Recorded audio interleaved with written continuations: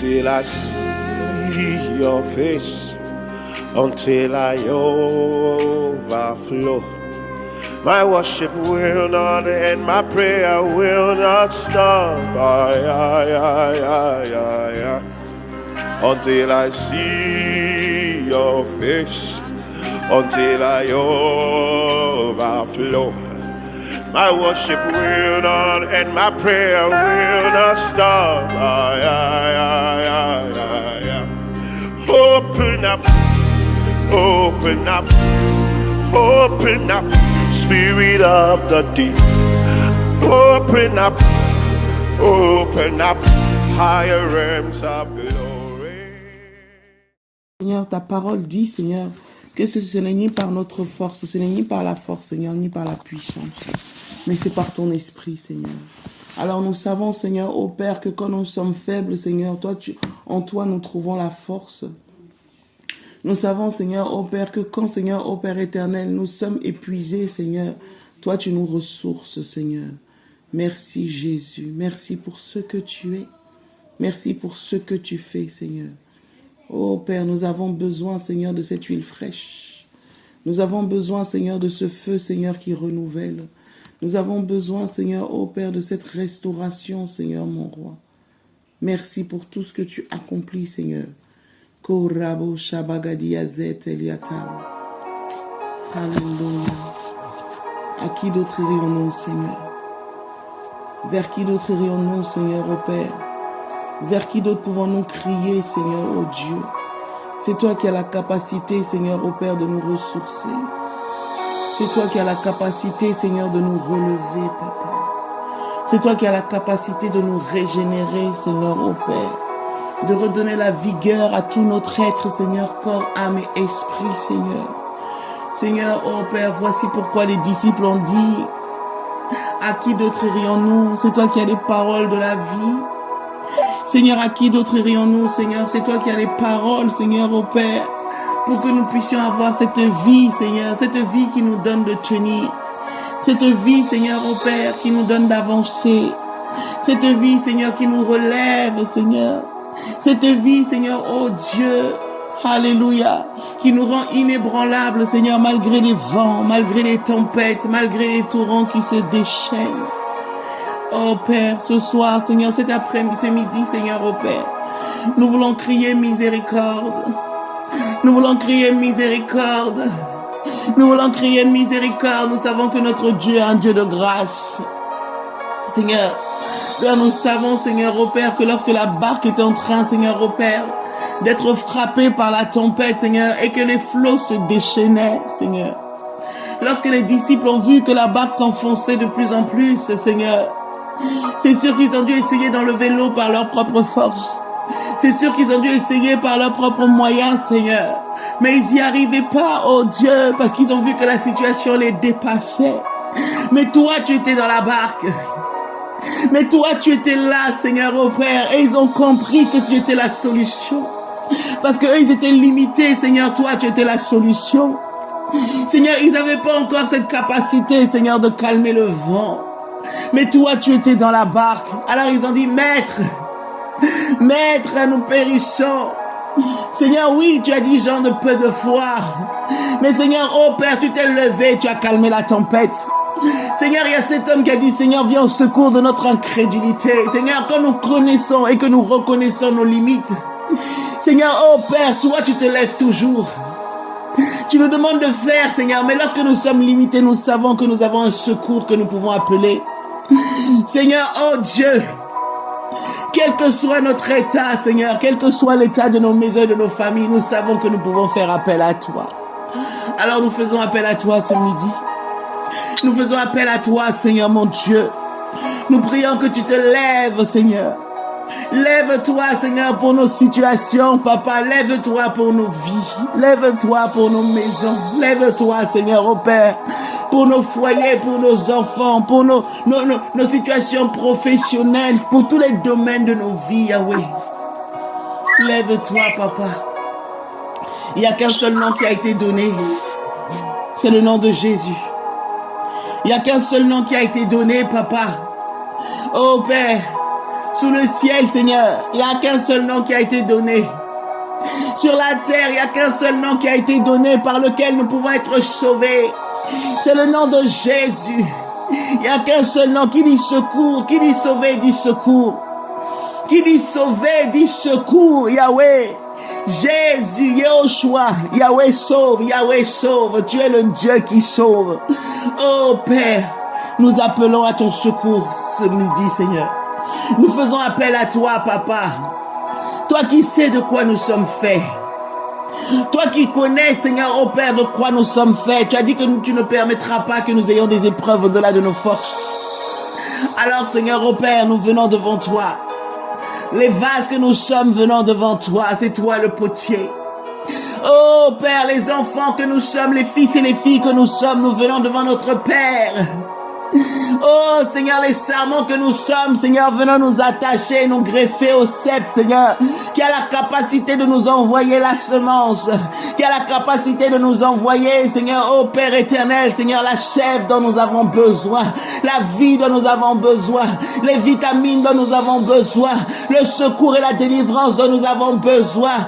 Oh Jésus, Yahweh, nous voici devant ta face.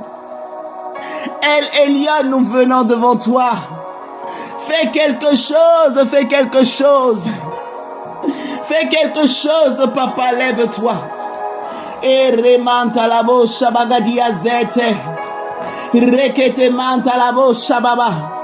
Tu as dit que tes brebis sont dans tes mains, Seigneur.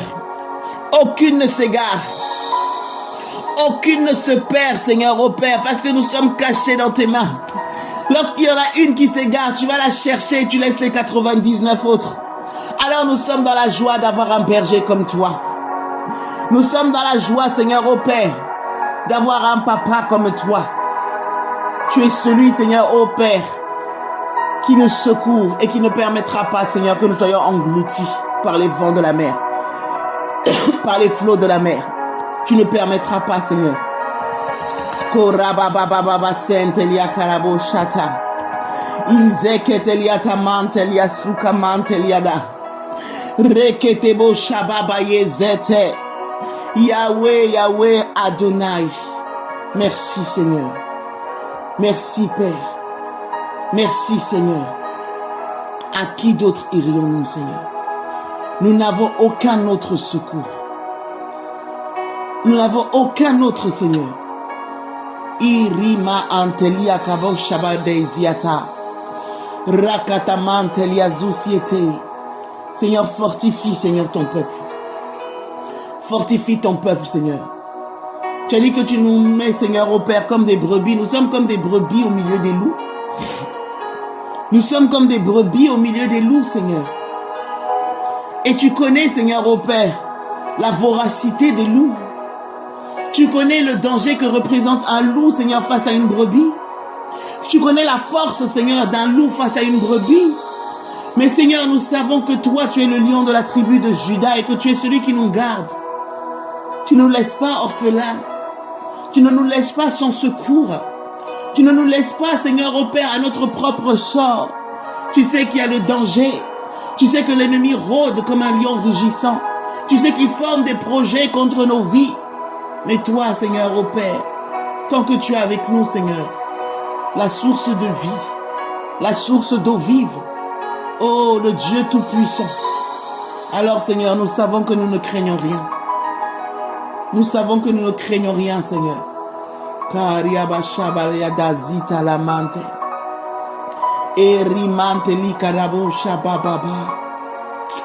Alléluia. Alléluia. Bien-aimés, nous allons lire ce passage qui me vient vraiment. Quand j'ai commencé à prier, c'est ce passage que j'ai eu. Le passage de Matthieu 8. Lorsque le vent était en train de se déchaîner et que les disciples étaient dans la barque. Alléluia. On va lire ce passage. Matthieu 8. Et on va commencer à partir du verset 5. Kori ateni kalabo shabagadiziata. Karabo shabagadiazete. Monsieur le maire. Afo, tu peux couper ton micro s'il te plaît. désolé. Bonjour, Cosmos. Pas de souci. Et si un jour je serai président, peut-être que je serai un Coupe jour ton micro, président. Raphaël. Oui. Merci. Matthieu 8, c'est à partir du verset 23. Ko izama antelia karabo shabadezete. Aletima antalia karabo shatalia zete. Ikalu shavaliatima antelia rakata mazenteliata. Lushapa azetelia karamantelia zo papaye keria sente. La zekatu chevia kamanda rabo sente. Père éternel, nous te bénissons parce que tu es le Dieu qui parle. Seigneur, tu as dit que tu donnes la nourriture convenable en son temps, Seigneur, ô Père. Seigneur, ô Père, voici pourquoi, Seigneur, même dans la prière, tu es celui qui nous donne notre pain quotidien. Alors, Seigneur, nous savons que tu vas nous donner la parole qu'il faut, Seigneur, par les temps dans lesquels nous passons. Que tu vas nous donner la parole dont nous avons besoin, Seigneur, ô Père, afin de nous donner de tenir ferme, Seigneur. Ô Jésus, merci. Éclaire-nous encore. Que ce soit pas ma bouche qui parle. Que ce soit pas Geneviève qui parle, Seigneur. Que ce soit ton Saint-Esprit, Seigneur, ô Père, qui prenne le devant, qui prenne le contrôle. Père, que je puisse diminuer, que je puisse disparaître et que toi tu croisses et que tu prennes toute la place. Esprit de Dieu, viens nous parler. Esprit de Dieu, viens nous éclairer. Esprit de Dieu, viens, Seigneur, ô Père. Nous sommes ces disciples, Seigneur, qui sommes prosternés devant le Maître, Seigneur. Et nous disons, Papa, dis un mot. Pour nos vies, dis un mot. Pour nos situations, dis un mot. Nous t'écoutons. Et nous ne voulons pas écouter, Seigneur, comme des vulgaires hommes, Seigneur. Nous ne voulons pas écouter comme des simples hommes. Nous voulons écouter comme des disciples. Nous voulons écouter, Seigneur, ô Père, avec les oreilles de l'Esprit. Et nous voulons saisir le vent, Seigneur, de ton Esprit. Ta pensée, Seigneur. Au nom puissant de Jésus. Nous détruisons, Seigneur, toute tentative de l'ennemi, Seigneur, ô Père. Pour nous distraire, Seigneur, ou pour faire divaguer, Seigneur, nos pensées, Seigneur. Au nom puissant de Jésus-Christ de Nazareth. Amen. Alors, il est dit ceci dans Matthieu 8, à partir du verset 23. Il monta dans la barque et ses disciples le suivirent. Et voici, il s'éleva sur la mer une si grande tempête que la barque était couverte par les flots. Et lui, il dormait. Les disciples, s'étant approchés, le réveillèrent. Et ils dirent, Seigneur, sauve-nous, nous périssons. Il leur dit, pourquoi avez-vous peur, gens de peu de foi? Alors il se leva, menaça les vents et la mer, et il y eut un grand calme. Ces hommes furent saisis d'étonnement. Quel est celui-ci, disaient-ils, à qui obéissent même les vents et la mer? Alléluia. Ko izama antelia karabo shata. Ce passage est pour quelqu'un, c'est à ce midi. C'est vraiment ce qui me venait. Alléluia.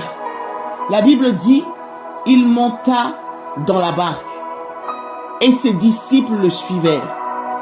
On va aller étape par étape. On voit déjà que Jésus est monté dans la barque et ses disciples l'ont suivi.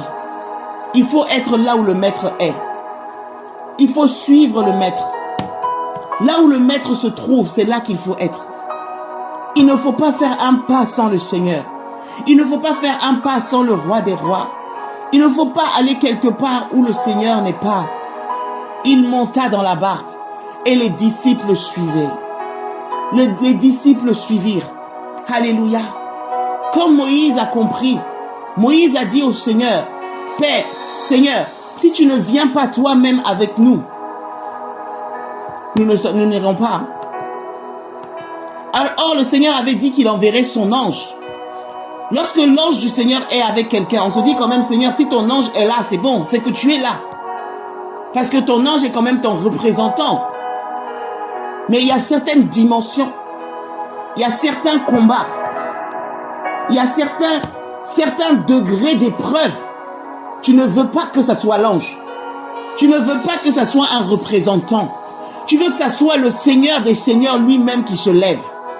Tu veux que ça soit l'Éternel lui-même. Alléluia. Il y a certaines intensités d'épreuves.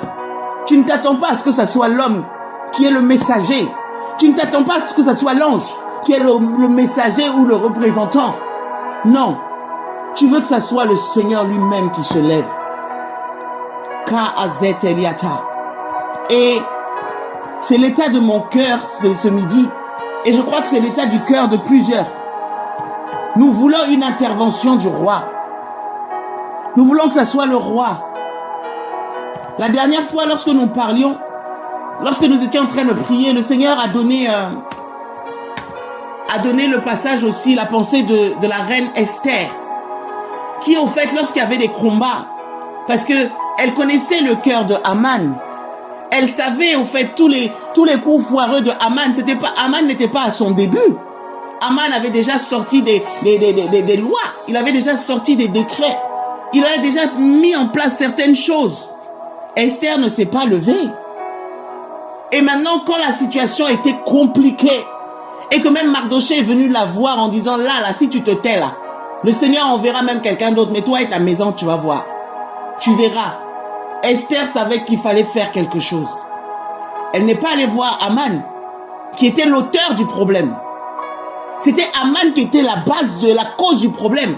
C'était Haman qui avait décidé d'exterminer le peuple juif. C'était Haman, la source du conflit et du combat. Elle ne s'est pas levée pour aller voir les personnes qui ont rédigé les lois en disant « Je suis la reine, je suis l'épouse du roi, donc normalement moi aussi j'ai autorité. Je vous dis, changez la loi, faites quelque chose parce que je refuse. » Elle n'est pas allée voir ces personnes-là.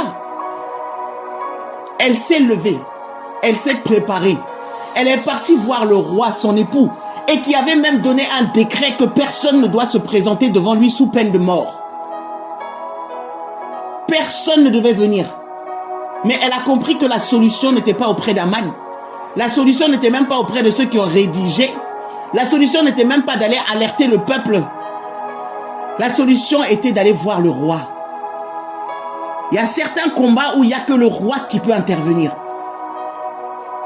Il y a certains combats où il n'y a que le roi qui peut se lever. Face à cette situation, les disciples, ils ont vu les flots de la mer. Ils ont vu les situations et ils ont compris que la solution était de réveiller le Seigneur. La situation, la solution, c'était de réveiller Jésus. Alléluia. Mais Jésus était dans la barque. Ils ont suivi le maître. Sache que si tu suis le maître, si le Seigneur te donne des directives, si c'est Jésus qui gère ta vie, quels que soient les vents qui peuvent se déchaîner, quels que soient les flots et les tempêtes qui peuvent se déchaîner, parce que Jésus est dans la barque, tu ne périras pas. Tu ne périras pas. Je veux le dire à quelqu'un, tu ne périras pas. Le problème aurait été si tu étais monté dans une barque. Si tu étais monté dans une barque autre que celle où le Seigneur était, là tu peux te faire du souci. Là il aurait fallu vraiment invoquer sérieusement le Seigneur pour qu'il puisse venir être dans ta barque. Mais tu l'as suivi. Tu as décidé de faire du Seigneur la principale de tes préoccupations, de son royaume et de sa justice. Tu as décidé que toi et ta maison, vous servirez l'Éternel. Tu as décidé d'être une habitation du Dieu vivant. Tu as décidé d'être l'ambassadrice de Christ, l'ambassadeur de Christ. Tu as décidé d'être la lumière qui reflète la gloire de Dieu. Tu as décidé que la parole de Dieu sera propagée au travers de toi et de ta vie. Alors, parce que tu ne veux plus paraître, tu veux que là où tu es, que ce soit Christ qui paraisse. Donc là où tu es, là où le Seigneur aussi est, tu suis le Maître. Même si tu n'as pas envie de faire quelque chose, mais parce qu'il est ton Dieu, parce qu'il est ton Seigneur, tu fais taire ta chair, tu fais taire ta volonté, tu fais taire ton orgueil, tu fais taire tes désirs, tu fais taire ce que toi, ton moi là, et tu dis Seigneur, prends le devant, prends le contrôle. Parce que je sais que ce que tu feras mieux que moi. Ce que tu diras mieux que moi. Moi, je peux essayer, mais je peux me tromper. Moi, je peux essayer, mais je peux échouer. Mais si je le fais avec toi, alors la victoire est assurée. Alors là où le maître est, je veux le suivre. Là où le Seigneur marche, je veux le suivre. Ko Izama Anteliata. Voilà pourquoi il est dit que le Seigneur, David avait tellement compris, qu'il a dit que le Seigneur, au fait, l'Éternel, il est une lampe à ses pieds, une lumière sur son sentier. Jésus est la lampe. Il est celui qui est là. Donc, il nous montre où sont nos pas. Il nous montre l'état de notre pied, l'état du sol. Mais il nous montre aussi le chemin à suivre. Il est le chemin. Il a dit, je suis le chemin. Alléluia. Je suis le bon chemin. Le Seigneur, il est le chemin, la vérité et la vie. Et quand tu marches sur ce chemin, cette lumière sur ton sentier, peu importe les loups, peu importe la taille des Goliaths, peu importe les montagnes qui se lèvent et qui se dressent, peu importe la profondeur de la mer Rouge, peu importe, il est celui qui a la capacité. Peu importe la taille de la vallée où on peut voir les ossements desséchés, peu importe le nombre de décrets et de lois que les Haman ont pu signer contre nos vies et contre nos âmes, tant que nous marchons sur ce sentier, nous savons que le Seigneur est avec nous et nous sommes avec lui et qu'il nous gardera. Alléluia. Et ces hommes étaient des hommes quand même. Parmi eux, il y avait des gens qui étaient expérimentés dans la mer. Il y avait des gens comme Pierre, Simon. Il y avait son frère. Il y avait ses frères qui étaient avec lui. Ils connaissaient la mer. C'était des hommes qui étaient des pêcheurs. Ils étaient pêcheurs de métier. Ils avaient l'habitude de connaître les vents. Ils connaissaient, ce n'était pas leur première tempête. Ils connaissaient l'état de la mer. Ils connaissaient certainement les stratégies. Si le vent souffle par là, il faut tourner par-ci. Si le vent va dans ce sens, il faut pencher la barque de cette manière. Il faut pagailler de cette manière. Il faut ramer plutôt dans ce sens-là. Ah, si l'eau commence à rentrer, il faut plutôt faire de telle manière. Il faut renverser l'eau à telle cadence. Ils avaient de l'expérience. C'était pas des hommes qui ont surgi de nulle part. C'est pas quelqu'un comme Geneviève que tu mets dans la barque alors qu'elle n'a jamais été dans une barque. Non. C'était des hommes d'expérience qui savaient à quoi ils avaient affaire. Ce n'était pas la première fois qu'ils montaient dans une barque. Ce n'était pas la première fois qu'ils marchaient, qu'ils faisaient des trajets ensemble. Et ils n'étaient pas à leur première tempête. Alléluia. Mais la Bible dit au verset 24, « Et voici, il s'éleva sur la mer une si grande tempête. » Une si grande tempête. Oh, je vais vous dire, il y a tempête et tempête. Il y a tempête et tempête. Peut-être que hier, tu as eu la victoire sur certaines situations et sur certains combats. Mais parfois, le Seigneur va nous permettre. Parfois, l'ennemi va susciter une tempête qui dépasse celle que tu as connue jusque-là. L'ennemi peut se lever et susciter un vent qui est au-delà de toutes celles que tu as encore, tout ce que tu as déjà traversé. L'ennemi peut susciter une situation qui est là pour te déstabiliser. Toi, tu as un objectif, tu as un projet, tu as un chemin que tu veux suivre. L'ennemi va susciter un vent. L'ennemi suscite un vent.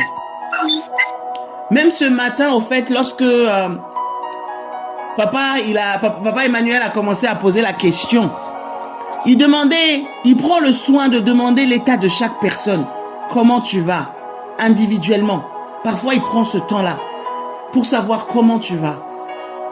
Ça me fait penser au Seigneur qui appelle les brebis par leur nom, qui prend le temps de connaître la situation de chacun. Quelle que soit la fatigue qu'il a, quel que soit comment il est, quel que soit tout ce qu'il a traversé, il va des fois prendre le temps de se soucier de toi, de savoir comment tu vas. Et il te pose la question. Je dis, waouh Seigneur, moi ça me parle, ça me marque. Vous voyez? Ça me marque. Et maintenant, quand il pose la question, on a vu aussi que beaucoup parmi nous là, on disait oui par la foi. Sincèrement, on disait oui par la foi. Il y en a même qui disaient, papa, ça ne va pas. Parce que c'est chaud, on passe par le feu. On passe par le feu, les amis. Il y a les vents qui soufflent. Il y a des vents qui soufflent. Il y a des fois où tu as envie de faire comme cette femme-là qui a dit tout va bien. Ha. Mais le tout va bien là, il y a des fois où même dire le tout va bien là, c'est compliqué. Hein? Là, elle dit, ah Seigneur, ça ne va pas, c'est chaud. Viens, sauve, c'est compliqué. Et ce matin, c'était ça que moi je voyais. Il demande à l'un, ça va, papa, là, c'est compliqué. Là, ça va, oh, c'est chaud.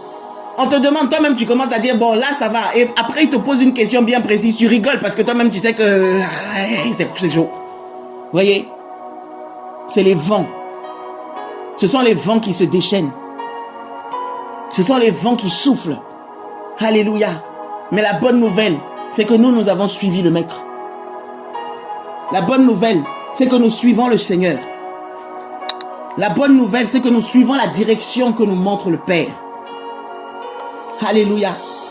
Alors même s'il se lève une si grande tempête, quel que soit le degré d'onction que tu as, quelles que soient tes années de conversion, tes années dans le Seigneur, il y a des tempêtes qui ne regardent pas à cela. Hein. Il y a des vents qui ne regardent pas à cela. Là, la profession de Pierre ne pouvait pas le sauver. L'expérience de Simon-Pierre ne pouvait pas le sauver. Ses frères, là, le temps qu'ils ont passé en tant que pêcheurs spécialisés, connaissant toutes les stratégies de la pêche, le vent, là, la tempête, là, ne pouvait pas, voilà, ils n'étaient pas rassurés face à cette tempête. Voyez, quelles que soient nos années, nos maturités, le temps que nous avons fait dans le Seigneur, des fois, il y a des situations où tu te trouves quand même, tu trouves que non, là, c'est corsé. Là, c'est fort. Là, c'est intense. Là, j'ai essayé. Et quand tu regardes, tu as l'impression que le Seigneur, il dort. Tu as l'impression que le Seigneur, il dort. Qui dit dort, dit calme. Une personne qui dort ne s'agite pas. Une personne qui dort, tu ne l'entends pas. Il ne bouge pas. Il est là comme ça. Et toi, tu attends qu'il se lève. Tu attends qu'il vienne. Et que sa main, de sa main, là, il dit, comme tempête, allez, ça y est, c'est fini. Tu attends. Rien.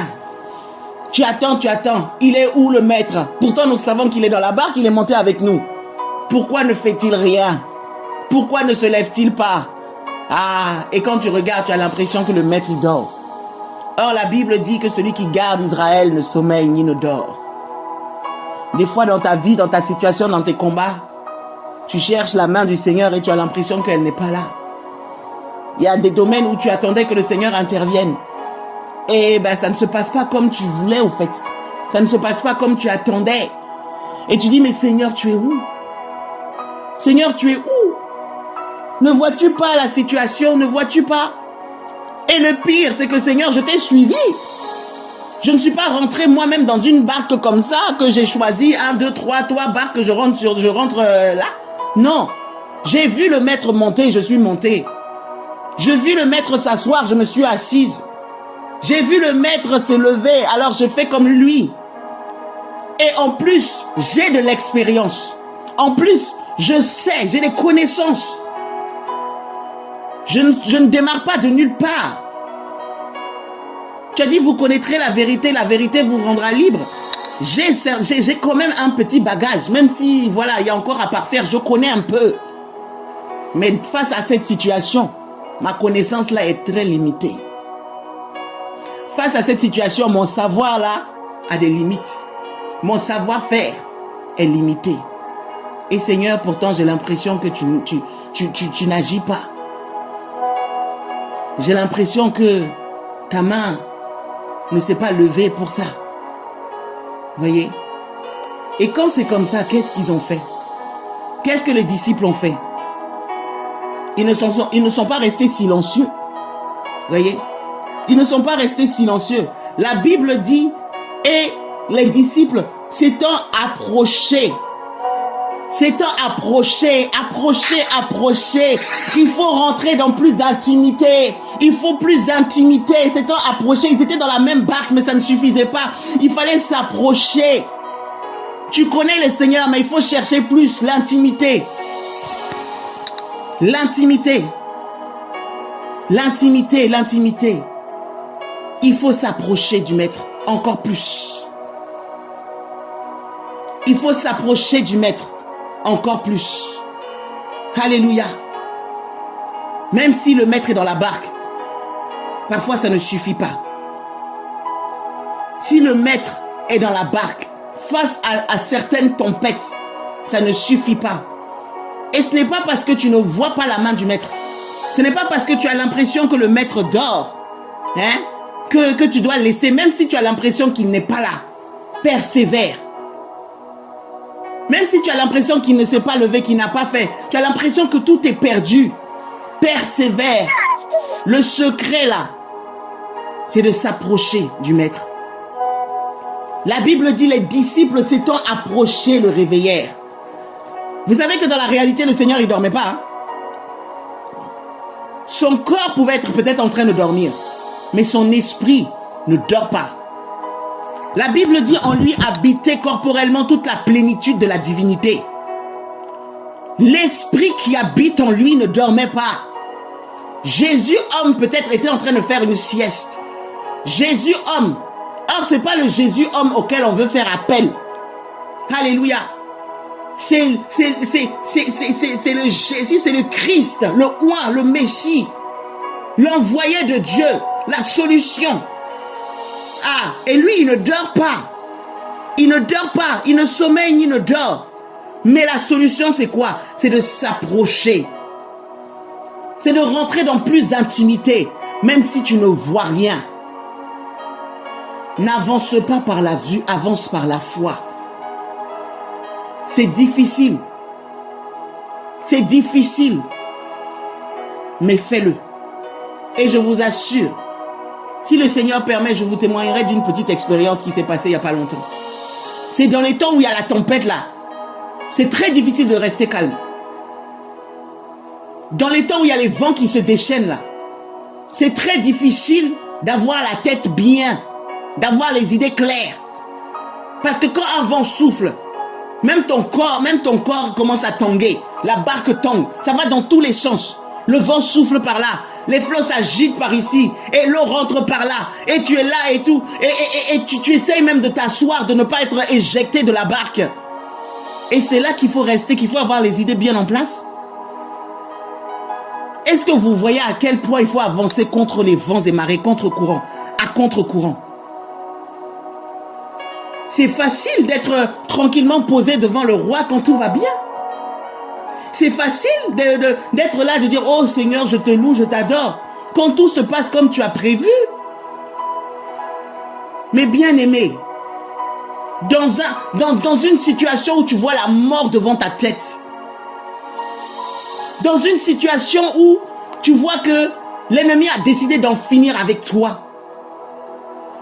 dans une situation où tu vois que tous ceux qui t'entourent, là, tes compagnons de service, ne peuvent pas te sauver.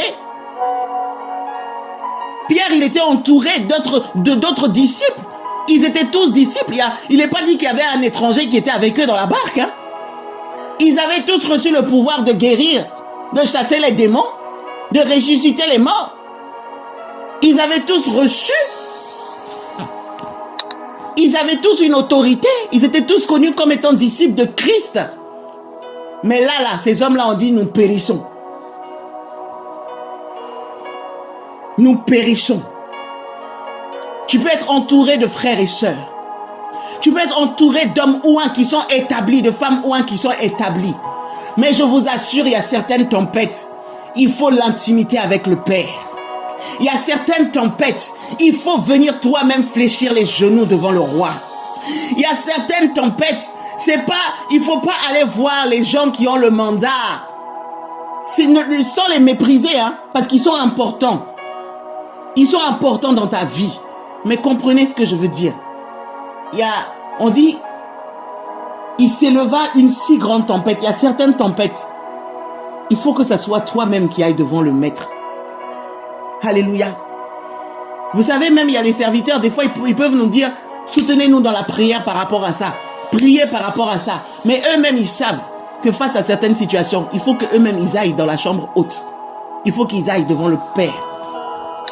L'église peut prier, mais eux-mêmes, voyez, l'église était en train de prier quand Paul et Silas étaient en prison. L'église était en intercession. L'église était en train de crier au Seigneur, surtout qu'il y a un disciple, un apôtre qui avait déjà été exécuté. Donc là, ils ont compris que non, il fallait sérieusement se lever dans l'intensité de la prière. Mais Paul et Silas, ils ont adoré eux-mêmes. Ils ne se sont pas appuyés juste sur la prière et l'intercession de l'église. Hein. Eux-mêmes, ils se sont levés. Ils ont prié. Ils ont adoré. Le temps est venu, face au combat, face au vent que chacun d'entre nous traversons. Il faut que nous intensifions dans notre intimité avec le Seigneur. Il faut que nous intensifions dans notre intimité avec le Père. Il faut que nous intensifions. Alléluia. La présence des frères et sœurs, c'est important, c'est utile. Le soutien, la communion fraternelle, elle est indispensable, elle est utile. De s'encourager les uns les autres, c'est nécessaire. Mais je vous assure, déjà que nous avons suivi le maître, mais il faut rentrer, il faut s'approcher. Alléluia. Les disciples s'étant approchés le réveillèrent. Ils l'ont réveillé. Je vous disais que Jésus homme, on peut dire Jésus homme dormait, mais le Saint-Esprit qui était en lui là, ne dormait pas. Quand ils l'ont réveillé, la Bible dit, invoque-moi et je te répondrai. Le Seigneur dit, invoque-moi et je te répondrai.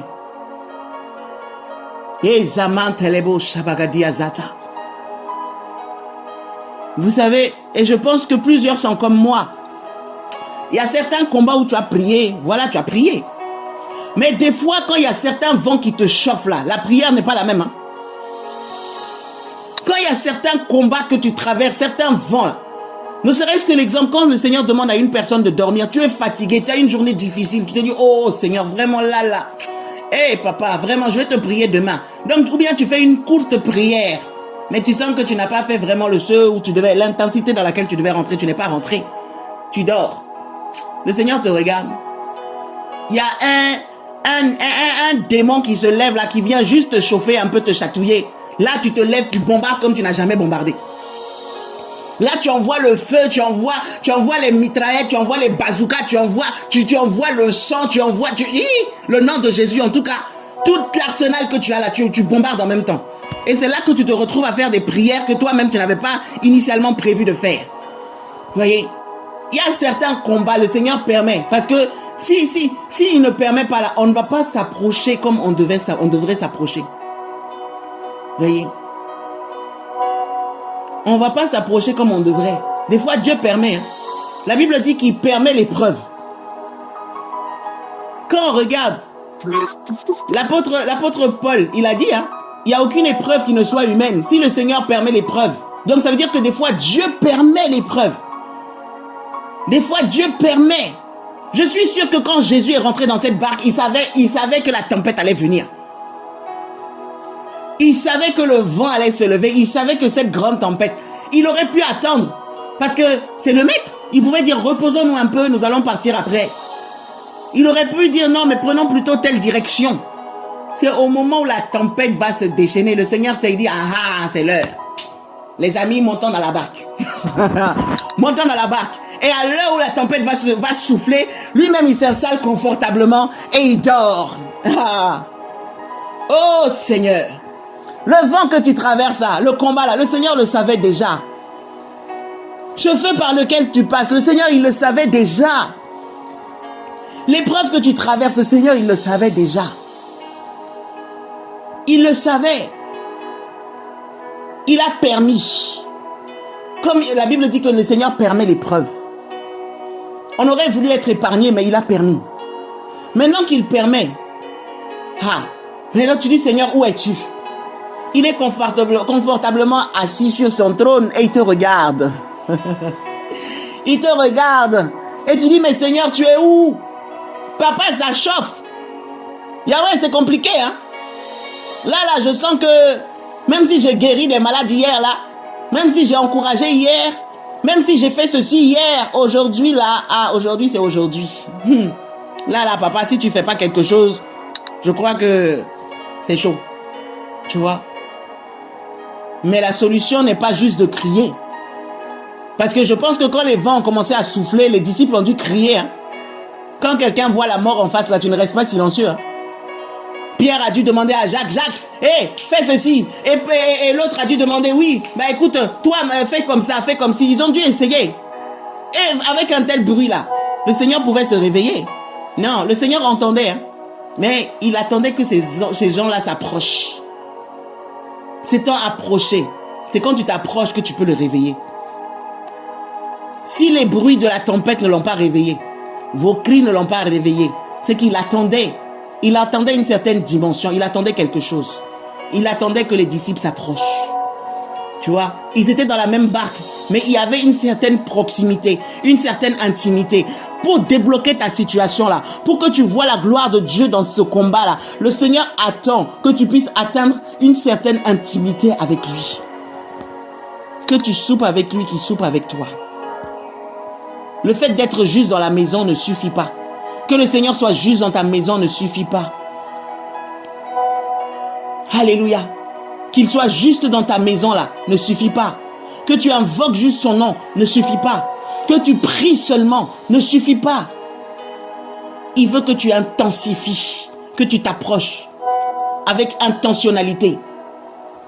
Que tu t'approches avec intentionnalité, que tu atteignes cette proximité, que tu soupes avec lui, que lui soupe avec toi. Que tu soupes avec lui et qu'il soupe avec toi. Et quand tu atteins ce degré d'intimité, là, le maître se réveille. Ils le réveillèrent. Ils le réveillèrent. Et quand le Seigneur se lève, ah, alléluia. Quand le Seigneur de gloire se lève, oh, si l'Éternel est pour moi, qui sera contre moi? Si l'Éternel se lève, aucune tempête, quel que soit son nom, ne peut résister. Le tout est de trouver la technique, de trouver le moyen pour réveiller le maître. Alléluia. Invoque-moi et je te répondrai. Seigneur, comment t'invoquer face à ce cas-là? Seigneur, comment t'invoquer? Quel degré, quelle intensité, quel décibel de cri dois-je élever devant ton trône, Père, par rapport à cette situation? Quel degré de sacrifice? Combien d'heures de prière? Combien de temps de jeûne? Combien de temps de méditation? Je ne sais pas, mais conduis-moi. Tout ce que je veux, c'est atteindre ce niveau-là, Seigneur. Alléluia. Parce qu'ils se sont approchés, le Seigneur s'est réveillé. Et c'est là, maintenant qu'ils pouvaient lui parler, Seigneur. Donc, ils ne sont pas venus avec un autre mot que le mot Seigneur. Seigneur. Ils le reconnaissent comme Seigneur, comme le propriétaire de leur vie, comme le maître. Alléluia. Là, il y a certaines dimensions là. Face à certains, il faut que tu vois, tu reconnaisses la seigneurie de Christ. Là, ils l'ont reconnu comme Seigneur et comme Sauveur, dans sa fonction totale. Alléluia. Ils l'ont reconnu non seulement comme Seigneur, mais comme Sauveur. Parce qu'ils ont dit, Seigneur, sauve-nous. Ils l'ont reconnu comme Seigneur, ils l'ont reconnu comme Sauveur. Comme le maître, celui qui dirige, mais celui qui a la capacité aussi de secourir. Seigneur et Sauveur. S'ils avaient juste dit Seigneur, ça aurait été limité. Si j'avais juste dit Sauveur, ça aurait été limité. Mais ils l'ont reconnu comme Seigneur et comme Sauveur. Et ils ont reconnu que sans lui, sans son intervention, ils allaient périr. Seigneur, sauve-nous, nous périssons. Seigneur, sauve-nous, nous périssons. Seigneur, face à cette situation, sauve-moi, lève-toi, parce que sans toi, papa, je ne peux pas. Seigneur, lève-toi, sauve-moi. Face à ce combat, papa, je ne peux pas, seul, je suis limité. Et voilà pourquoi le Seigneur se lève. Il dit, pourquoi avez-vous peur? Donc on comprend que ces disciples, leur efficacité avait été amoindrie à cause de la peur. Leur efficacité avait été amoindrie à cause de la peur. Les amis, la peur est un ennemi redoutable. La peur est un ennemi redoutable qui peut faire des ravages, qui peut amoindrir quel que soit le feu, l'onction que tu as, si tu as peur. C'est pour ça que le Seigneur a parlé à des personnes comme Josué, lève-toi et prends courage. C'est pour ça que face à certains prophètes, le Seigneur dit, n'aie pas peur, ne tremble pas devant eux, de peur que je te fasse trembler. La peur, un ennemi redoutable. Parce que quand tu as peur, tout ce que tu sais faire là, tu n'oses même pas l'utiliser. La peur. La peur. Ces hommes avaient peur. Ils ont réveillé le Seigneur. Et le Seigneur a tout de suite décelé le problème de fond. La peur. Pourquoi avez-vous peur? Donc ça veut dire que la peur, face à la peur, quel que soit le nombre de versets que tu connais, la peur est capable d'amoindrir ta force. Quels que soient les miracles que tu as vus, parce que ces hommes avaient vu des miracles. Ils avaient vu Jésus à l'œuvre, à l'action. Plusieurs fois, ils ont assisté à des choses extraordinaires. Ils ont vu des choses que l'œil n'avait point vues à l'époque.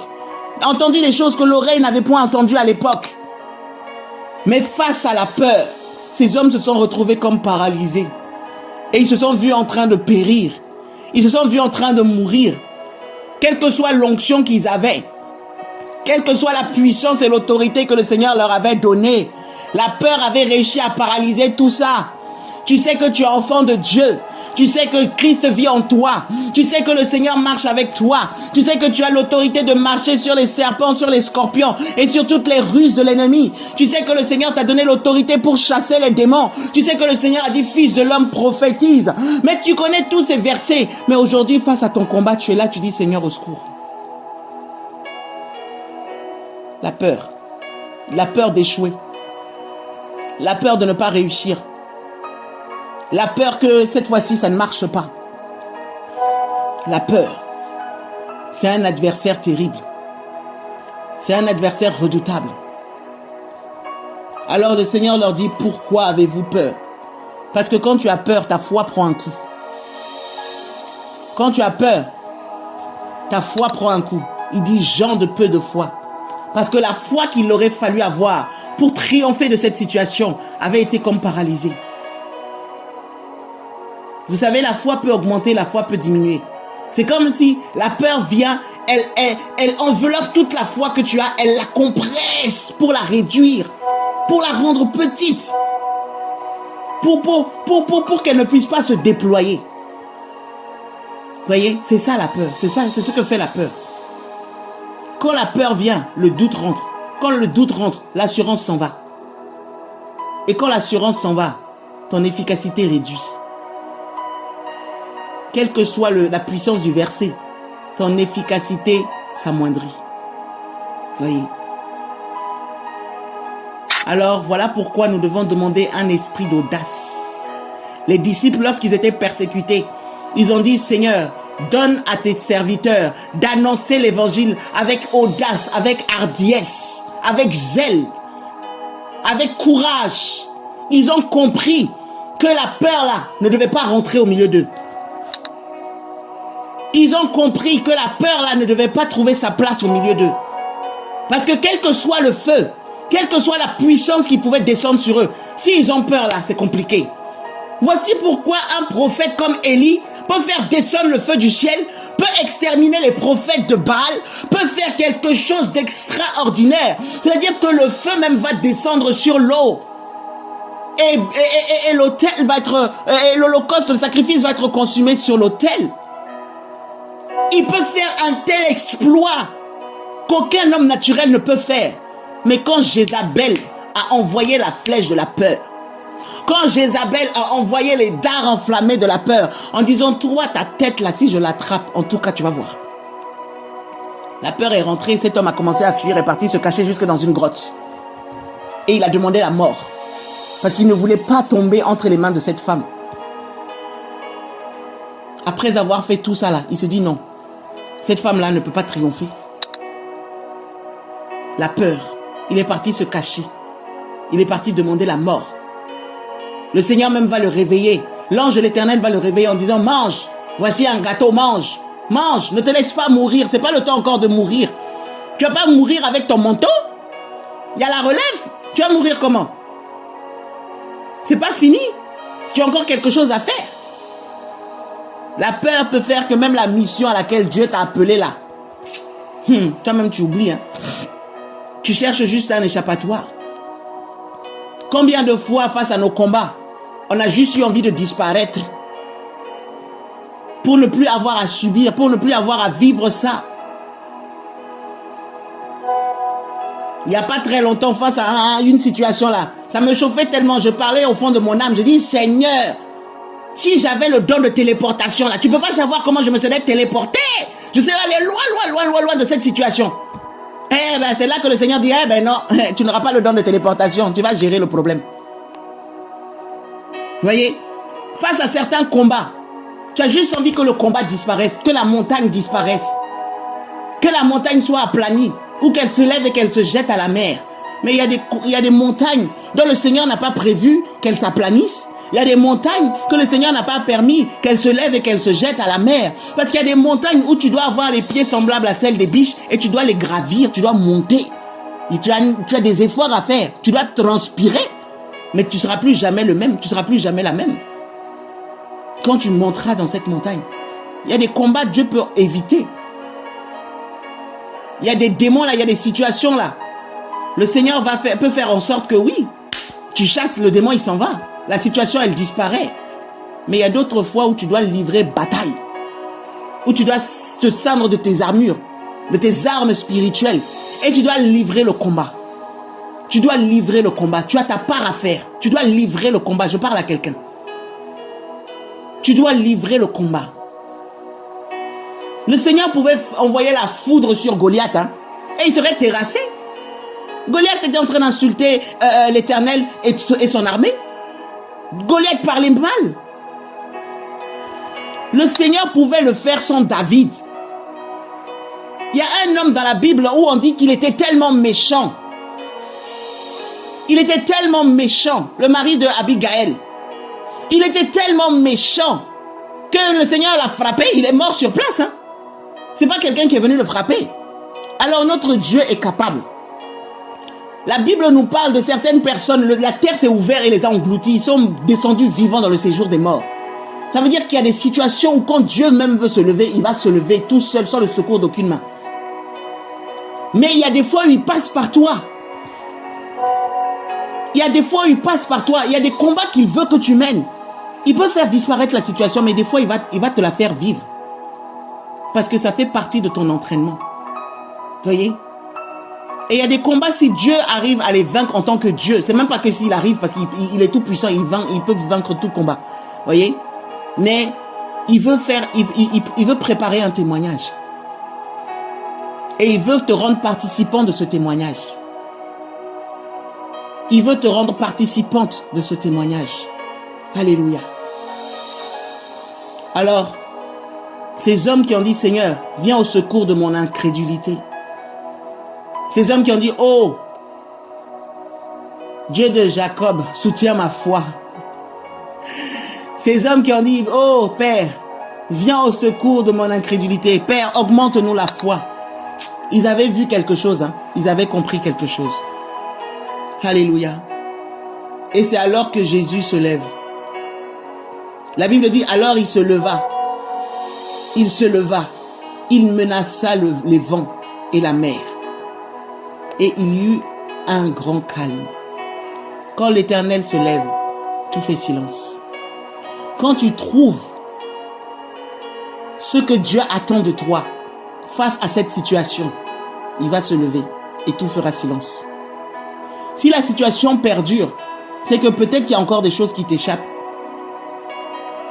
C'est que ce que Dieu attend réellement n'est pas encore complètement atteint. Parce qu'il est impossible que tu suives le Maître, que tu marches avec le Maître, que tu sois avec le Maître, que tu traverses cette épreuve, que tu t'approches du Seigneur, que tu sois au cœur à cœur avec lui, sans qu'il ne se lève. Et s'il se lève, forcément, il agira. Il agira. Il a dit un mot. Il a menacé. Il a parlé. La tempête a su qu'elle devait se calmer. Et il n'y avait pas... Et si vous regardez bien, la Bible dit qu'il menaça les vents. Ça veut dire qu'il n'y avait pas un seul vent. La Bible aurait pu dire il menaça le vent. On dit il menaça les vents. Les vents. Les vents. Il n'y avait pas une seule attaque contre cette barque-là. Des fois, il n'y a pas un seul adversaire contre ta vie. Hein. C'est comme si tout vient en même temps. Et il y a les combats par-ci, il y a des combats par-là, il y a une épreuve par-ci, il y a une épreuve par-là. À ceci vient se rajouter ceci, les vents. Les vents. Mais tout cela avait un seul but. C'est que tu aies peur, que tu te décourages et que tu dises que ton Dieu dort et qu'il t'a abandonné. Ça avait un seul but. Te faire croire que tu es seul face à ça et que tu es livré à la situation. Et que la situation là va t'exterminer. Les vents. Vous savez qu'il y a des fois où le monde des ténèbres, ils savent que eux seuls là, ils ne peuvent pas triompher. Donc parfois ils font alliance, ils font coalition. Ils se mettent ensemble. Ils se mettent ensemble pour essayer d'avoir un enfant de Dieu. Il y a tel démon qui va essayer de collaborer, même s'ils ne sont pas dans le même truc là, ils vont collaborer ensemble pour essayer d'atteindre l'enfant de Dieu. Mais nous avons un Père, quelle que soit leur coalition. La Bible dit qu'ils viendront par un seul chemin. Donc ils se sont mis en accord. Ils se sont accordés dans un but bien précis. Ils viendront par un seul chemin, mais ils fuiront par ce chemin. L'Éternel met la confusion dans leur camp et le Seigneur les terrasse. Voyez, le problème n'est pas le nombre de tes adversaires. Hein. Le problème n'est pas le nombre de tes adversaires. Le problème n'est pas leur taille. Le problème n'est même pas leur force. Le problème, c'est de trouver ce que Dieu attend de toi. D'aller dans l'intimité, dans le sein des saints. Voyez, pas dans le parvis, pas dans le sein des saints. Dans le sein des saints. Le cœur à cœur avec le roi. L'intimité avec le Père. Et c'est de là que tu vas entendre. Reçois de sa bouche ses instructions. Il te dira. Ou bien il fera lui-même. Mais il te dira quoi faire. Déjà, il leur a dit où était le problème. La peur. La peur, leur foi. Il leur a dit où était la faille. Comment l'ennemi arrivait à avoir autant de force sur eux. Et maintenant, il va être avec toi pour te délivrer de tes ennemis et de tes adversaires. Et la Bible dit, il y a eu un grand calme. De la même manière dont ils se sont déchaînés, de cette même manière-là, le Seigneur apaisera tout et essuiera toutes les traces que l'ennemi a voulu mettre. Le Seigneur essuiera tous les dégâts, toutes les traces, tout le carnage que l'ennemi a voulu faire, toutes les dévastations que la tempête a voulu mettre. Lorsqu'on regarde Job, l'ennemi s'est déchaîné à un point. Mais le Seigneur l'a restauré. Il lui a redonné encore plus que ce qu'il avait perdu. Je veux dire à quelqu'un, quels que soient les vents qui soufflent, quelles que soient les tempêtes qui soufflent, qui se déchaînent dans ta vie là, entre encore plus en profondeur avec le Père. C'est facile à dire, je vous assure, je me parle même à moi-même. Ce que je vous dis là, c'est valable aussi pour moi. Avec toutes tes forces, autant que cela dépend de toi, demande au Seigneur de te donner vraiment cette capacité d'être encore plus dans sa présence. Dans sa présence. Dans sa présence. Il n'y a pas longtemps, il y a un serviteur de Dieu qui était en train de nous donner des conseils et des enseignements. Il nous a dit, il faut que vous entriez dans une dimension où votre corps fait quelque chose et votre esprit fait autre chose. C'est-à-dire que pendant que tu travailles, pendant que tu fais la vaisselle, pendant que tu es en train de conduire, pendant que tu fais quelque chose, ton esprit, l'esprit qui est en toi, parce que tu es spirituel avant tout. Tu es le chauffeur dans une voiture. Donc l'esprit, ton esprit est capable de parler au Père. Ton esprit est capable de prier. Ton esprit est capable de faire quelque chose qui est dissocié à ce que ton corps fait. Quand tu fais la vaisselle, ton esprit n'a pas besoin de venir faire la vaisselle avec toi. Quand tu es en train de conduire, ton esprit n'a pas besoin de conduire aussi avec toi. Ton esprit peut être en prière. Ton esprit peut être en train de sonder les mystères de la parole. Être en train d'échanger avec le Saint-Esprit. Être en train d'adorer, être en train de louer. Voyez? Et c'est ça, en fait. C'est comme ça qu'on doit être. Donc, pendant que tu fais quelque chose, parce qu'en tant que femme, ou même, il n'y a pas que les femmes qui sont occupées, mais les hommes sont occupés, mais on sait en tant que femme, toutes les charges que nous avons, nos réalités. Des fois, tu as l'impression que 24 heures dans une journée, c'est pas assez. Tu te lèves, tu te couches, le temps passe, mais tu n'as même pas le temps de tout faire. Et tu gères ci, tu gères ça, tu fais ci, tu fais ça, tu fais ça. Et tu as l'impression même que tu n'as même pas, tu n'arrives même pas à tout faire. Voyez? Mais dans ça, tu dois trouver le temps de prier sans cesse. Dans ça, tu dois trouver le moyen d'être dans l'intimité avec le Père, de t'approcher encore plus du Seigneur. Alors l'un des secrets, l'une des clés, c'est que pendant que ton corps fait quelque chose, que ton esprit soit en communion avec le Père. Pendant que ton corps fait quelque chose, ton esprit doit parler au Père. Je dois être en train de prier. Saint-Esprit, voilà cette situation, je prie. Cette situation, j'intercède. Seigneur, qu'est-ce que toi tu dis de ça? Seigneur, qu'est-ce que toi tu veux de ça? Tu t'approches du Père, tu t'approches. Et il te donnera les directives, il te donnera les instructions. Il n'est pas obligatoire qu'on te voit en train de... N'attends pas seulement le dimanche, n'attends pas seulement les réunions de prière pour être là, chakarababababa. Non, en dehors de ça, là c'est des temps où, oui, ton corps prie, ton âme prie, ton esprit prie, tout est en prière. Donc, c'est là même on te dit, lève-toi, prie, intercède. Je ne sais pas le moment où tu dois t'asseoir pour dormir, non. Il y a des moments comme ça, mais il y a des moments où tu fais autre chose. Mais ton esprit là est en prière. Donc ton esprit doit prier sans cesse. Et maintenant parfois tu prends ton corps aussi avec toi. Tu rentres dans la chambre, dans le lieu secret, tu fléchis les genoux. Tu dis, hé mon corps, oh, hé mon esprit, oh, hé mon âme. Nous tous là, Seigneur. Nous prions. Nous prions. Voyez? Et c'est ça, prier sans cesse. Prier sans cesse. Ton esprit doit être constamment en prière. Que tu sois homme ou femme. Tu peux faire autre chose, mais apprends à être en prière. Tu peux être en train de gérer des dossiers. Tu peux être là en train de faire des business. Parce que c'est nécessaire. L'homme ne vivra pas seulement de pain. C'est vrai. De toute parole qui vient de la bouche du Seigneur. C'est vrai. Mais nous devons aussi travailler. Parce que la parole dit que celui qui ne travaille pas ne mange pas. Donc nous devons aussi faire des choses.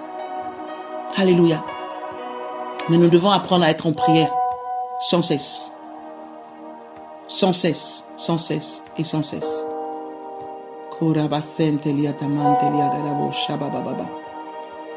Alléluia.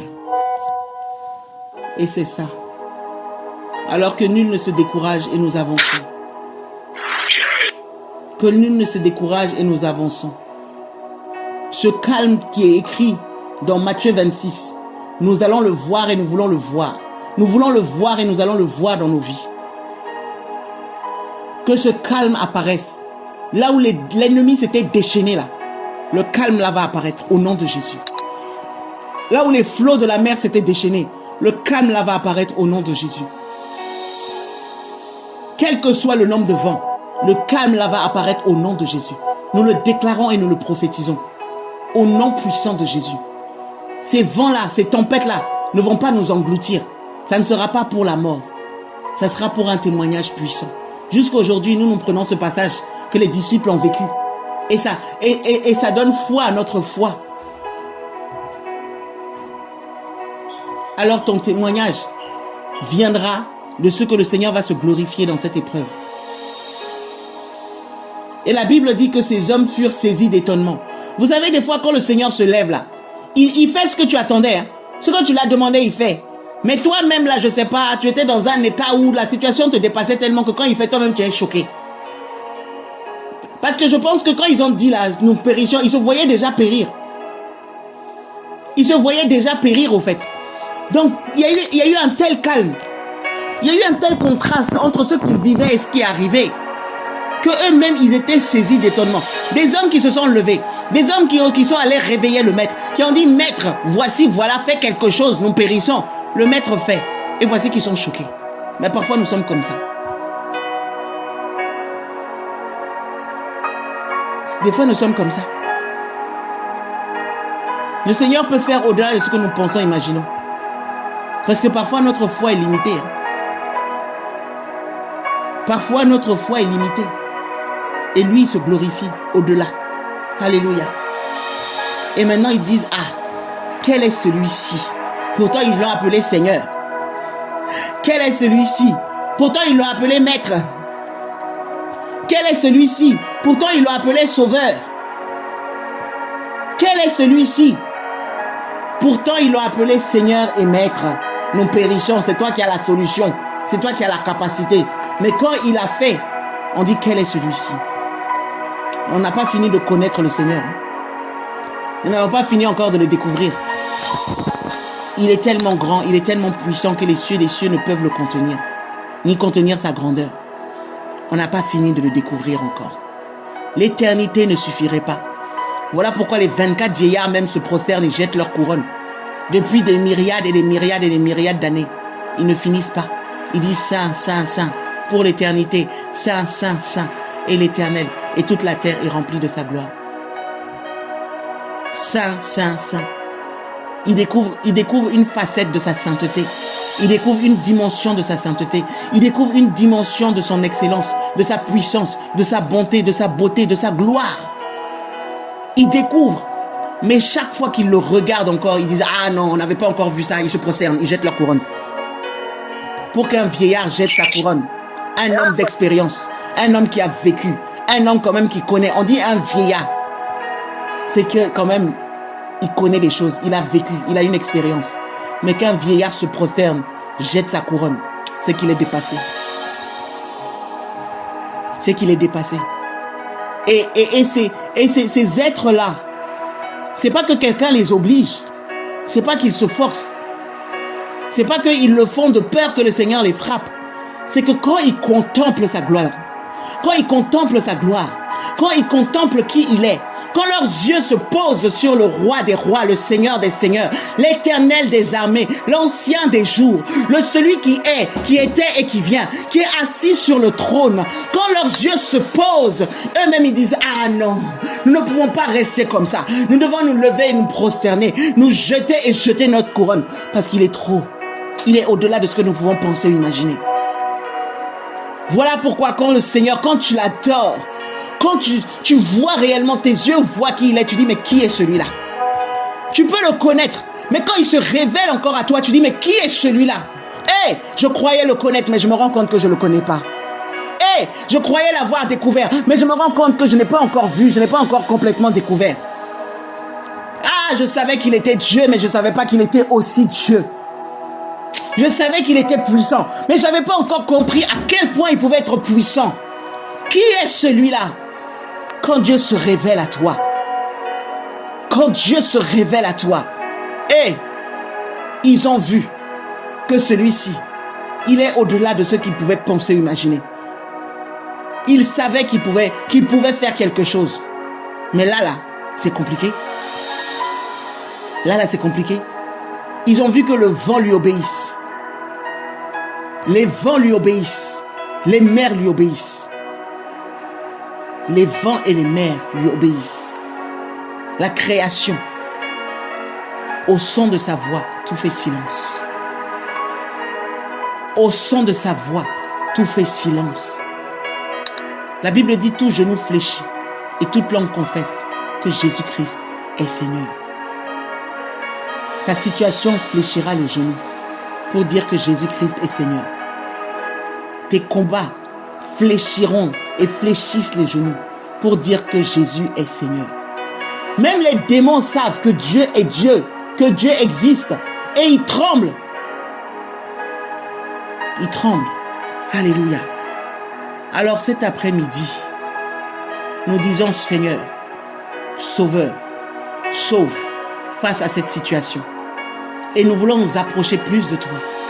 Nous voulons encore plus te découvrir. Nous voulons encore plus avoir la révélation de qui tu es, Yahweh. Ah oui. Que les vents, que les tempêtes ne nous poussent pas à mener des regards inquiets et à nous arrêter sur le fait que oui, on n'a pas vu ta main, on ne t'a pas vu nous secourir et croire que tu dors et rester là. Non, nous voulons plus de toi. Nous voulons aller plus loin avec toi. Nous voulons plus de toi, Seigneur. Alléluia.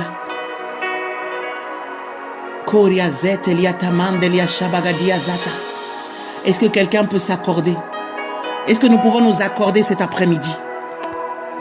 Est-ce que nous pouvons associer nos voix? La Bible dit que ce que nous lions sur la terre est lié au ciel. Ce que nous délions sur la terre est délié au ciel. Nous allons nous accorder.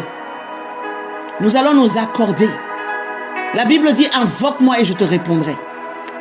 Là où tout seul là tu essayais, tu bataillais, tu n'arrivais pas. Là où tout seul là tu étais là en train d'essayer de combattre, mais tu te sentais envahi par la situation. Les disciples se sont mis en accord et ils sont allés réveiller le maître. Ils se sont approchés. Alors nous nous accordons et nous nous approchons du maître. Nous nous accordons et nous nous approchons du Saint des Saints. Nous nous accordons et nous nous approchons du roi. La Bible dit, et l'église et l'épouse disent, viens. Nous disons, Seigneur, viens.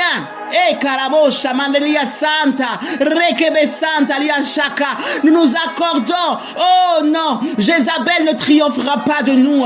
Ces situations ne vont pas triompher de nous. Ces tempêtes ne vont pas triompher de nous. Les ennemis, les adversaires qui en veulent à nos âmes ne vont pas triompher de nous. Ces découragements ne vont pas triompher de nous. Cette peur ne va pas triompher de nous. Au nom puissant de Jésus. Eh Riakamanda Labosha Takadia Zete. Nous savons que nous avons un Sauveur, nous savons que nous avons un Seigneur, même si nous sommes limités, même si notre foi a pris un coup, mais nous savons que nous pouvons venir à lui. Venons avec assurance et plaidons devant le trône de la grâce. Seigneur, qu'aucun ne périsse, qu'aucun d'entre nous ne périsse, qu'aucun d'entre nous ne se décourage, qu'aucun d'entre nous ne se décourage. Qu'aucun d'entre nous ne se voit englouti par les flots de la mer, par les puissances des tempêtes. Aucun. Jésus, sauve. Sauve.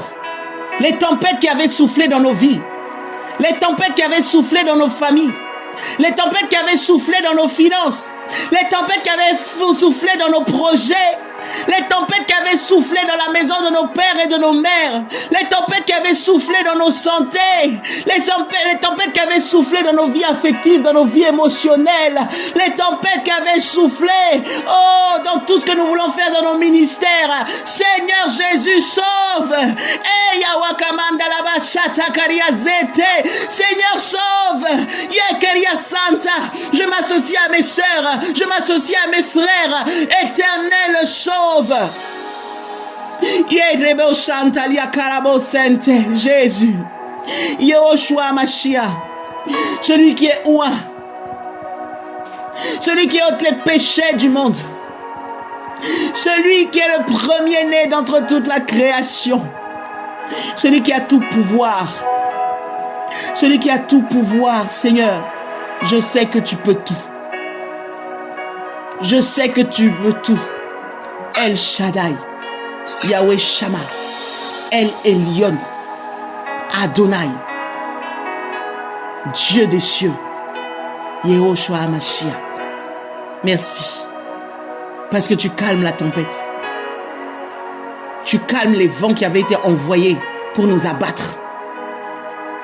Les paroles qui étaient sorties du fond des ténèbres pour essayer de nous détruire, elles sont arrêtées au nom de Jésus.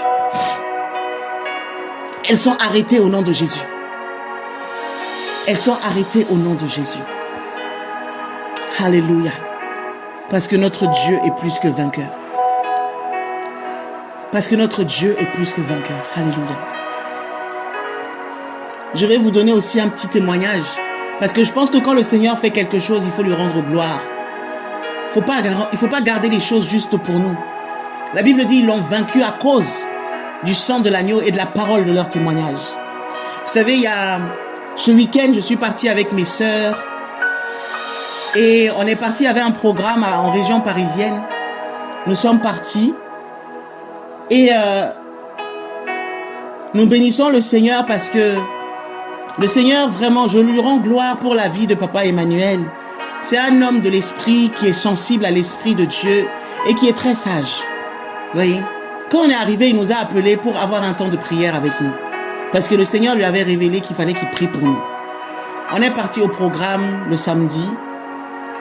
Et le dimanche aussi, il y avait un programme. Donc, nous nous sommes levés. Et en plus, on devait être là-bas à une certaine heure. Parce que c'est un endroit où c'est dur de se garer. Donc, quand tu arrives en retard, pour trouver de la place, là, c'est compliqué. C'est vraiment compliqué. Donc, il faut arriver tôt. Et donc, on a pris la route. Et lorsque nous avons pris la route, sur la route, déjà avec le retard, Dieu même fait tellement bien les choses. C'était pas moi qui étais au volant. Donc, la sœur Evelyne conduisait et elle conduisait tranquillement. Dans mon cœur même, j'avais envie de lui dire, ma sœur, appuie un peu sur les champignons pour qu'on arrive. Quand même, tu vois qu'on a quitté tard. Je voulais parler, mais quelque chose me dit, ferme ta bouche. J'ai rien dit. Voyez? Et on arrive à un endroit, on a été obligé même de ralentir parce qu'il y avait un accident. Et donc les voitures roulaient tranquillement. Voilà, le temps d'esquiver là où il y avait l'accident et tout. Donc on a dépassé l'accident et on est passé. Tout allait bien. On a commencé à rouler. On est parti. Au bout de quelques minutes, la voiture a commencé à envoyer des signaux bizarres. Des signaux bizarres. On s'est dit, mais qu'est-ce qui se passe? Je ne sais pas. Evelyne me dit, je sais pas, il y a un truc qui s'est allumé, le voyant s'est allumé. Et la voiture commençait à faire un bruit. Je lui ai dit, ma soeur, je pense que ça serait bien que tu te gares pour qu'on puisse voir ce qui se passe. Donc, elle a essayé d'avancer un peu, mais plus au fait elle avançait, plus le bruit devenait compliqué. Plus elle avançait, plus le bruit devenait compliqué. J'étais dans la voiture avec ma soeur Evelyne, avec ma soeur Déborah, avec ma soeur Aurel et avec ma soeur Abigail. Elle s'est garée.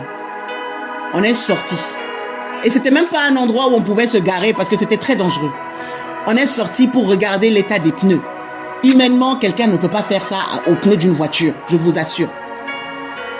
Je n'ai jamais vu ça. Dans ma vie, j'ai déjà eu des crevaisons de voiture. Je n'ai jamais vu ça. J'ai commencé à réfléchir. Déjà, quand je regardais les pneus là, les pneus étaient en train de fumer. Il y avait de la fumée qui sortait des pneus. Je me suis dit, mais attends, dans le moteur là, il y a eu un métal qui est sorti, qui commence à déchiqueter les pneus ou qu'est-ce qui se passe? Je ne comprends pas. Il se passe quoi? Mon cerveau essaie de comprendre de manière logique comment des pneus peuvent être dans un tel état. La fumée sortait des pneus, les amis, la fumée. Je regarde les pneus là, on dirait que ça a fondu. Et en peu de temps, en quelques secondes, en quelques minutes, c'est même pas qu'on a roulé longtemps. Hein. Le temps que les pneus étaient là et là, j'ai pas compris.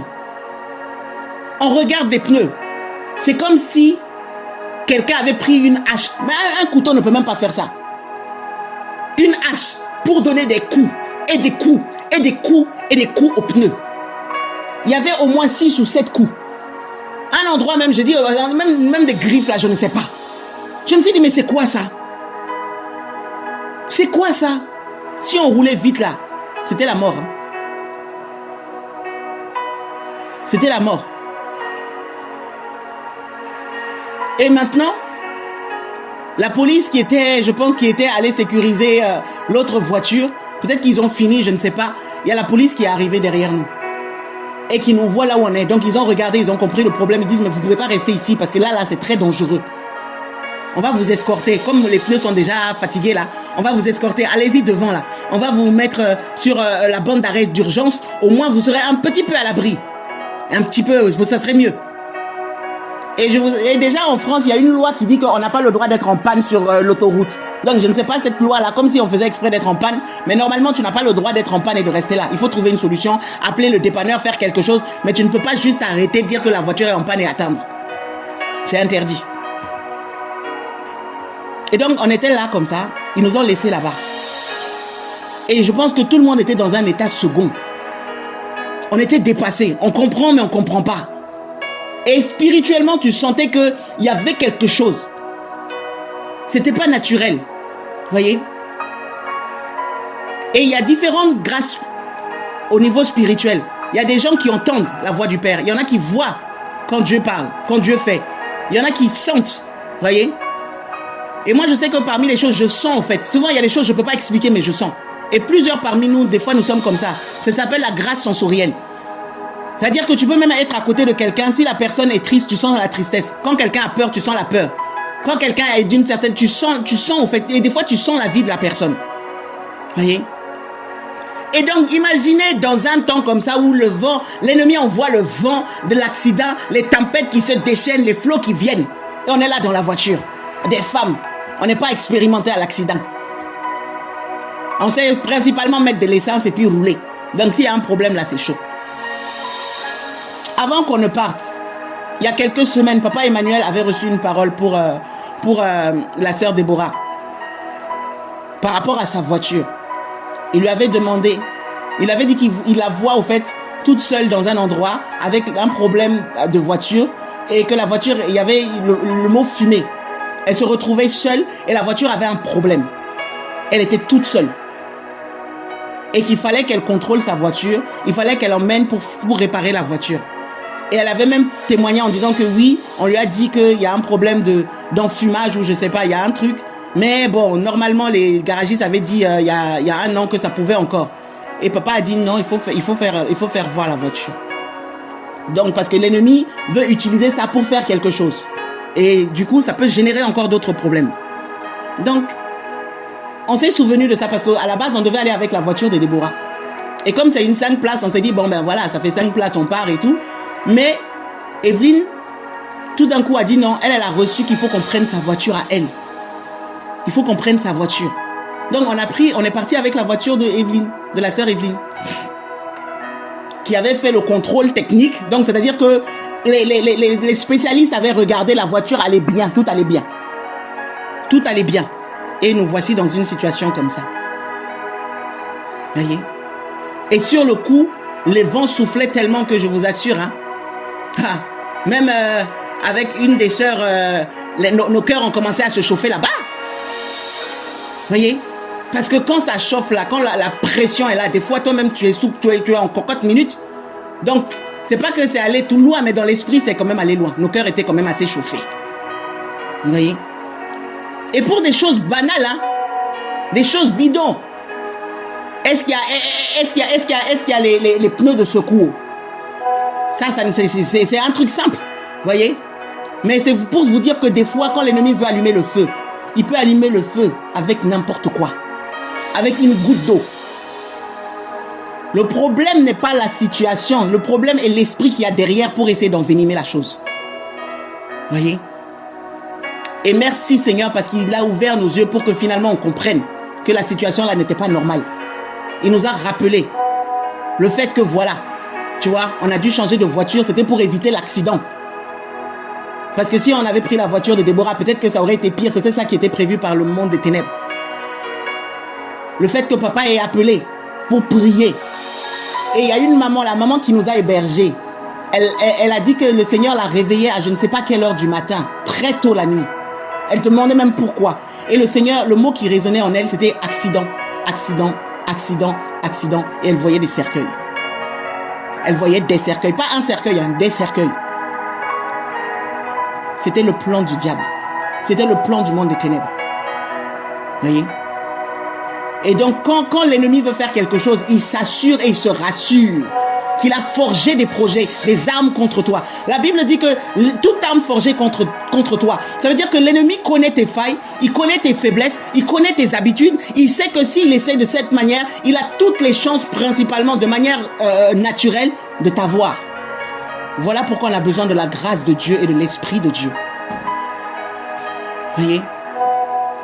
Et donc, oui, il y a eu un coût financier, il a fallu réparer les pneus. Mais derrière, on était vivante. Et on s'en est sorti. On est parti. Voyez? Et plus tard, quand on a échangé avec papa, il disait que dans le règne spirituel, il a vu qu'il y avait une réunion contre nous. Et l'ennemi avait prévu. Et peut-être que nous, on voit juste l'accident. Mais spirituellement, c'était autre chose qui était vraiment prévu contre nous. Et je sais que si on n'était plus là, ça aurait affecté nos familles. Ça aurait affecté le ministère. Ça aurait affecté beaucoup de choses. Mais parce que notre Dieu est vivant, il est celui qui s'est levé et qui a calmé la tempête. Il est celui qui s'est levé et qui a fait silence. Et nous sommes encore là. Et vous savez, quand l'ennemi essaye de t'éteindre et que tu vois que tu l'as dérangé et qu'il a décidé de mettre fin à ta vie et que ton Dieu s'est levé, tu dis, ah, là où tu ne voulais pas que je crie, je vais crier encore plus fort. Là où tu ne voulais pas que j'avance, je vais avancer encore plus fort. Là où tu ne voulais pas que je serve Yahweh, je vais servir Yahweh encore plus fort au nom de Jésus. Au nom de Jésus. Alors je vais dire à quelqu'un, la tempête que l'ennemi a envoyée contre toi, les vents et les flots que l'ennemi essaie d'envoyer pour t'éteindre. Ah non, cela ne va pas t'éteindre. Ça va te rendre encore plus bouillant. Amen, amen, amen. Encore plus bouillant. Encore plus bouillant. Amen. Il est dit, si l'Éternel, alléluia, est pour nous, qui sera contre nous? Amen. Si l'Éternel est pour nous, qui sera contre nous? Beaucoup d'entre nous, si ça dépendait du monde des ténèbres, on ne serait plus sur cette terre. Mais parce que nous avons un Dieu vivant, oh, nous allons avancer. Nous ne mourrons pas, nous vivrons. Et nous raconterons la gloire de l'Éternel. Nous ne mourrons pas, nous vivrons. Et nous raconterons la gloire de l'Éternel. Nous raconterons la gloire de l'Éternel. Aucun combat ne va nous arrêter. Parce que même si nous pleurons, nous allons essuyer nos larmes, nous allons avancer. Si au fait c'est la fin, l'apôtre Paul pouvait dire, qu'est-ce qui nous séparera de l'amour de Dieu? Serait-ce la faim? Serait-ce la nudité? Serait-ce, c'est quoi? Ni les choses anciennes, ni les choses passées, ni les choses présentes, ni la hauteur, ni la profondeur, même pas les anges, ni les hommes. Rien ne nous sépare, que rien ne nous sépare de l'amour de Dieu manifesté en Jésus-Christ. Nous sommes de cela. Nous sommes devenus fous pour Dieu. Nous sommes devenus folles pour Dieu. La folie de la croix là. C'est ça. C'est une assurance pour nous. Alors ma soeur, je ne sais pas ce que tu vis. Mon frère, je ne sais pas ce que tu traverses. Mais je sais une chose. Le secret, c'est l'intimité auprès du Père. Et on va prier, on va le louer, on va l'adorer. Le diable là, ne peut pas avoir gain de cause. On ne partira pas avant le temps. On ne mourra pas avant le temps. Pour finir, même quand je suis rentré, un de mes garçons, il vient, il commence à dire, maman, moi j'ai beaucoup pleuré, hein. Je sais pas, j'ai beaucoup pleuré. Parce que dans ma tête et tout, j'entendais accident, accident, accident. J'avais peur que tu fasses un accident. J'ai dit, Seigneur, cette affaire-là était vraiment sérieuse. Hein. Donc nous voulons rendre gloire à Dieu. Plusieurs d'entre nous, nous sommes vivants. Mais on était sur l'agenda du monde des ténèbres pour nous exterminer. Eh bien, on ne mourra pas. La Bible dit qu'il est celui qui a effacé l'acte dont l'ordonnance nous condamnait. Donc ils se sont réunis. Ils ont fait des réunions. Ils ont fait des projets. Ils ont fait des actes dont les ordonnances nous condamnaient. Mais Jésus-Christ, la résurrection et la vie, l'Éternel des armées, celui qui dit personne ne touche à mes oins, personne ne touche à mes brebis. Oh, ce Dieu-là s'est levé et il a déchiré l'acte dont l'ordonnance nous condamnait. Le décret de mort qui était là, comme lorsque Aman a fait le décret de mort contre le peuple d'Israël. Le Dieu Tout-Puissant s'est levé. Cela ne veut pas dire qu'il ne va pas y avoir des secousses. Cela ne veut pas dire qu'il ne va pas y avoir des tempêtes, mais tu ne mourras pas. Tu ne mourras pas. Amen. Tu ne mourras pas. Tu ne mourras pas. Amen. Tu vivras et tu raconteras la gloire de l'Éternel. Alléluia. Voici ce que j'avais à partager. Et vraiment, soyez fortifiés, soyons fortifiés. Si notre Dieu a dit que même le nombre de cheveux que nous avons est compté, ça veut dire que personne ne peut te voler ne serait-ce qu'un fil et un iota sans que notre Dieu le voie et le sache. Alignons-nous seulement à notre Père, à sa volonté et à ses plans parfaits. Il fera au-delà. Il fera au-delà. Et que l'unité soit notre partage. Ça aussi, c'est une clé que je voulais dire avant de finir. L'unité. L'unité. L'unité. Dans le monde, on dit diviser pour régner. Et on voit que même au niveau politique, que ce soit au niveau des entreprises, au niveau du gouvernement, au niveau de beaucoup de choses, même au niveau de plein de choses. L'ennemi, quand il veut passer quelque part, il commence par diviser. Il commence par diviser. La Bible dit, frappe le berger et les brebis seront dispersées. Quand tu divises, tu amoindris la force et tu empêches de faire ce qu'il fallait faire. Voyez? Donc, demeurons unis. Je vous assure. Des fois, humainement, tu peux voir des choses qui peuvent vouloir te chauffer, te faire sortir de tes gonds, te mener à parler, à dire beaucoup de choses ou à poser des actes. Ne le fais pas. Ne le fais pas. Sois sensible à l'Esprit de Dieu. Si tu as vu des choses qui ne sont pas normales, tu as entendu des choses qui ne sont pas normales, ne parle pas vite. Ne parle pas vite. Et si jamais tu as parlé, rattrape-toi, ressaisis-toi. Ne donne pas l'adversaire, ne donne pas l'avantage à l'adversaire. Ne donne pas l'avantage à l'adversaire. Ton frère en Christ, ta soeur en Christ, ne permet pas que le diable vienne s'initier pour gâter votre relation. Parce que la Bible dit que 1 chasse 1000, mais 2 chassent 10 000. Si tu te sépares avec elle, si tu te sépares avec lui, là où tu es censé chasser 10 000, tu vas avoir 1000 sur ta tête. 10 000, la Bible dit 10 000. On est plus que 2. On est plus que 3. Alors le diable sait que pour pouvoir régner là, pour pouvoir nous avoir, il faut d'abord nous disperser. Il faut déjà voir que cette situation-là, oh ça c'est pas normal, lui pourquoi il a fait ça, elle se prend pour qui, et puis lui tu m'as fait comme ça, et je suis fâché, et je ne parle pas, et lui c'est pas mon problème, et voilà Seigneur, moi je servirai de... Non, recherchez la paix avec tous. La paix avec tous. La paix avec tous. La paix. Que tu aies raison ou que tu aies tort, c'est pas le problème. Ça serait, parce que la Bible dit que même si tu veux aller apporter ton offrande, si tu sais que ton frère a quelque chose contre toi, il n'est pas dit si tu as raison. Hein. Il n'est pas dit si tu as raison. Devant le Seigneur, il ne cherche pas à ce que tu aies raison ou ce que tu as tort. Il veut que sa loi soit, sa parole soit pratiquée. La réalité spirituelle. Voilà pourquoi il parle de l'humilité. Parce que quelqu'un qui est orgueilleux, quand tu as raison, tu ne vas pas t'humilier. Tu ne vas pas aller demander pardon. Tu ne vas pas aller te dire non, voilà, ma soeur, je sais que j'étais offensé, mon frère, je sais que... Tu auras tendance à dire, ouais, ben je t'avais dit que, et puis toi-même tu sais que, et puis finalement même si... Et tu vas vouloir justifier, montrer que tu avais raison. Tu vois? Et ça va envenimer les choses. Je vous assure, je connais la vie de personne, hein, mais c'est quelque chose que le Seigneur m'a enseigné. Je ne sais pas si tu as un problème avec quelqu'un. Si tu as quelque chose avec quelqu'un, il t'a fait souffrir, elle t'a fait souffrir. Il t'a fait couler des larmes. Il a fait battre ton cœur. Il t'a arraché des choses qu'il ne devait pas t'arracher. Il a mal fait. Il n'a pas raison, c'est vrai.